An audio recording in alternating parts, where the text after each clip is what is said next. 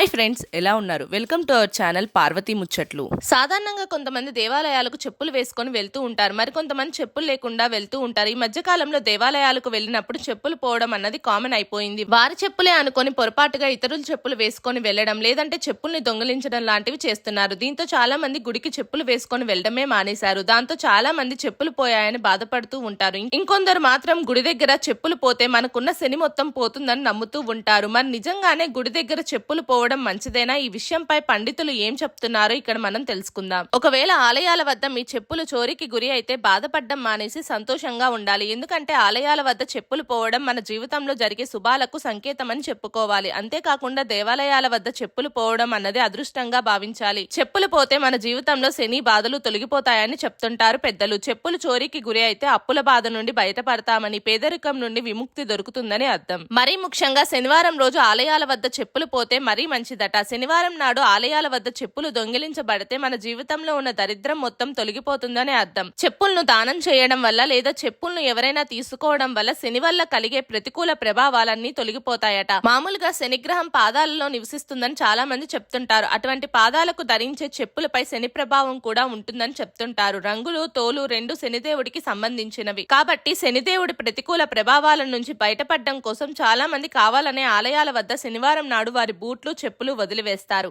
దీనివల్ల తమ జీవితంలో ప్రతికూల ఫలితాలు పోతాయని నమ్ముతుంటారు. ఇలా చేయడం వల్ల శనిదేవుడు కలిగించే బాధల నుండి విముక్తి లభిస్తుందని చెప్తారు పెద్దలు. జాతకంలో శని వక్రదృష్టి ఉంటే మనం ఎంత కష్టపడినా అనుకున్న పనులు జరగవు. అలాంటప్పుడు ఆలయాల వద్ద చెప్పులు ఎవరైనా చోరీ చేస్తే లేదా మనమే చెప్పులు వదిలేస్తే ఖచ్చితంగా కష్టాలు తొలగిపోతాయని పండితులు చెప్తున్నారు.